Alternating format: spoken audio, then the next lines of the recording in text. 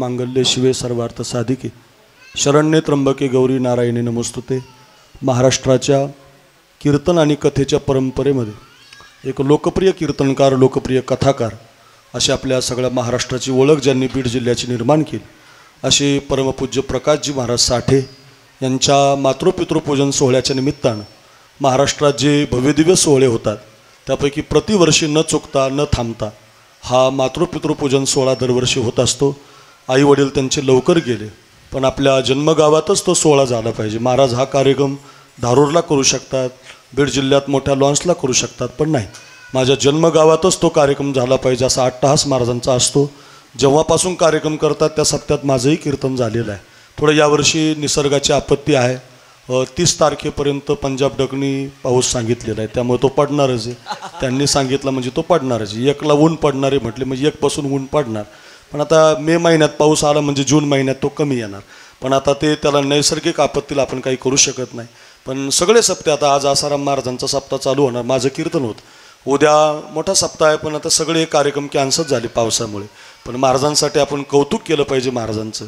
आमचा विषय झाला काल जालन्याला जाताना सगळी महाराज मंडळी गाडीमध्ये होती, सोपान महाराज, मी स्वतः, विशाल महाराज, की बुवा एवढा कार्यक्रम सगळे कॅन्सल होत आहेत, पण महाराजांनी मात्र कार्यक्रम तो कॅन्सल न करता सभामंडपात का व्हायना, गावच्या मातीत का व्हायना, जेवढे लोक येतील तेवढ्याला श्रवण का व्हायना असा कार्यक्रम चालू ठेवला आणि महाराष्ट्र महाराजांच्या या कार्यावरती खुश झाला।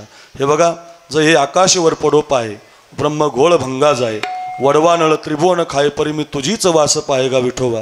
कितीही पाऊस आला तरी पांडुरंगाचं भजन मी सोडणार नाही आणि माझ्या मातृपितृपूजन सोहळ्याला हा सप्ताह थाटामाटात मी केल्याशिवाय राहणार नाही अशी त्यांच्याबद्दलची ती आईवडिलाबद्दलची कृतज्ञता प्रकट करण्याचा मानस महाराजांनी जपलेला आहे। कितीही बोललं तरी कमी पडेल आणि महाराष्ट्रातील सर्व गुणीजन कलाकार दोनच कीर्तनकारावर प्रेम करतात, माझ्यावर एक आणि प्रकाश महाराजावर एक। त्याचं कारण का की प्रकाश महाराज सगळ्यांच्या सुखदुःखातले आहेत, पैसे घेणार नाही, एखाद्याचं कीर्तन केलं तर कलाकाराला कधी मागणार नाही, त्याला दुखवणार नाही, उलट त्यांच्याच पैशातून लोकांना मदत करणारं व्यक्तिमत्व म्हणजे प्रकाश महाराज आहेत असे आपल्या सगळ्यांना।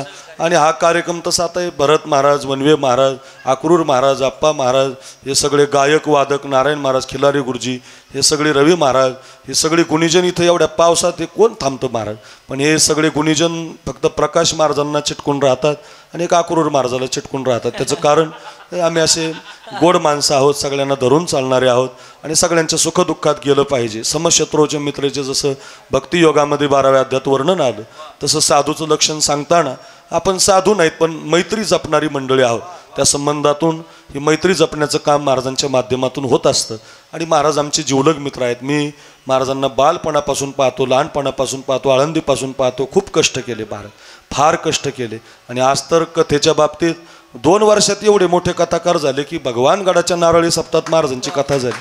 अहो एवढे भाग्य त्यांचं उदयाला आलं, भगवानगडाच्या नारळी सप्ताहात कथा करणं सोपं नाही महाराज। नामदेव शास्त्री म्हणजे आमच्या संप्रदायाचा बादशाह आहे महाराज, तो वाघ म्हणतो आम्ही त्यांना, आणि अशा संप्रदायातल्या वाघानं प्रकाश महाराजांची निवड करावी आणि एवढ्या मोठ्या पिंपळनेरच्या नारळी सप्ताहात महाराजांची कथा व्हावी। याचं कारण त्यांनी ते कमवलेलं धन, त्यांनी कमवलेली श्रीमंत, धन म्हणजे पैसे नाही तर ते विद्याधन, त्यांच्या त्या बौद्धिक क्षमतेला त्यांनी वाचलं की पाठ होतं, एक पाठ येते। आमच्या सगळ्या कीर्तनकारात प्रकाश महाराजांचं काम असे, आता वाचलं की आता सांगू शकतात, आम्हाला 2-4 दिवस वाचावं लागतं जरा थोडं, मग आमचं पाठ होतं, त्यांनी आता वाचलं कीच पाठ होतं असं त्यांची बुद्धी आहे आणि त्या बौद्धिक क्षमतेवरती महाराष्ट्रभर त्यांचं कथेचं नाव झालं। आत्ताच एक 8 दिवसापूर्वी माझ्या गेवराईमध्ये कथा झाली, अजूनही लोक म्हणतात इतकं सुंदर रामायण झालं की आमची गेवराई वेडी केली महाराजांनी, 2-3 शिवपुराण कथा झाल्या, भागवत कथा झाल्या, असं महाराजांचं मोठं नाव कथेच्या बाबतीमध्ये। आणि कीर्तन तर मग त्यांच्यासारखं कोणी करू शकत नाही, असे कीर्तनकारही आहेत। असा एक अद्वितीय हिरा ज्याला आपण म्हणतो असे आमचे प्रकाश महाराज आणि सगळ्या मित्रांना जपणारे। तसं मला कीर्तनालाच थांबायचं होतं पण एक लग्न असल्यामुळं नाईलाजानं कथेला आम्ही आलो। महाराज मला म्हटलं कशाला येता एवढ्या लांब, तसं नाही, इतकं मित्रप्रेम आहे, इतकं मित्र।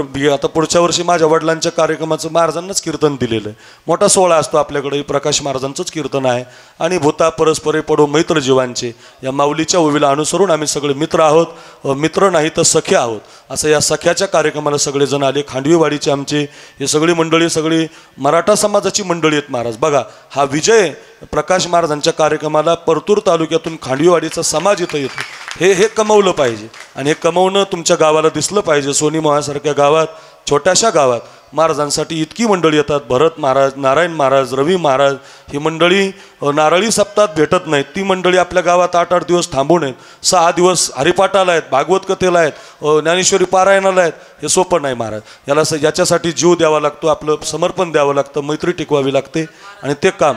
आणि भरत महाराज तर काकडा करतोय, कथेतं गातोय, पखवाजो वाजवत. आम्ही आता लाईव्ह पाहतोच ना, जे हो आमचा सगळं दाखवतोय आपल्याला. आणि त्या संबंधातून ही सगळी मंडळी एकावन्न बळीरे मंडळी इथं थांबतात. कितीही बोललं तरी महाराजांच्याबद्दल कमी आहे. महाराजांचा परिवार आज महाराजांच्या सौभाग्यवतीचा म्हणजे आमच्या बहिणीचा वाढदिवस आहे, जन्मदिवस आहे. मगाशीच मी पाहिलं. त्यांनाही आमच्याकडून खूप शुभेच्छा. आमच्यातलं क्षणक्षण आयुष्य त्यांना मिळावं आणि महाराजांच्या पाठीमागं त्यांनी असं जिजाऊ मातेसारखं भक्कम शहाजीराजाच्या पाठीमागं उभं राहिल्या तसं महाराजांच्या पाठीमागं उभं राहावं. आणि आमच्या भगिनीला, ताईला खूप जन्मदिवसाच्या शुभेच्छा.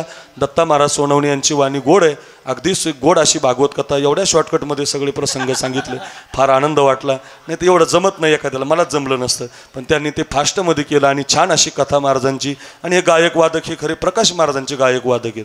हे गायक तर असं मला माझ्या कथेला यांना एकदा न्यायचं आहे मला. आता हे सगळी गोड मंडळी, प्याड वादक गोड आहे, तबला वादक गोड आहे, गायक गोड आहेत असे आमचे. आणि त्याच्यात हे सगळे सप्ताहाचीच मंडळी इथं उपस्थित आहेत. संतोष महाराज लाईव्ह करतात, वनवे महाराज मी पाहतोय, भरत महाराज लाईव्ह करतात. हा कार्यक्रम महाराष्ट्राच्या कानाकोपऱ्यात, पावसातलाही कार्यक्रम महाराष्ट्राच्या कानाकोपऱ्यात गेलाय आणि महाराष्ट्र कौतुक करतोय की खरंच पाऊस पडला तरी महाराजांनी कार्यक्रम थांबवला नाही. चांगल्या चांगल्यांनी थांबवलेत बघा.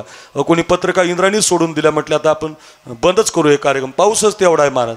पण त्या पावसात त्यांनी थांबवला नाही आणि महाराष्ट्र अगदी या कार्यक्रमाची नोंद घेतोय.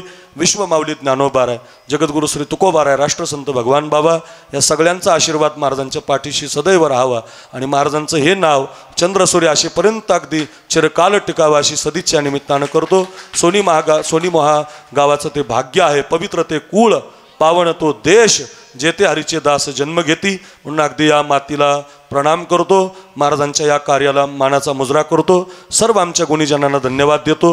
आणि महाराजांनी काय वेगळे नाही, फार प्रेम आहे त्यांचं माझ्यावर, माझं त्यांच्यावर. अगदी सगळ्यांच्या चरणी साष्टांग प्रणिपात करतो. एवढ्या पावसातही एवढ्या महिला वर्ग, मागं बसलेली महिला वर्ग, रोज आपण श्रवण करताय, महाराजांच्या शब्दाला किंमत देताय. असंच प्रेम महाराजावर ठेवा.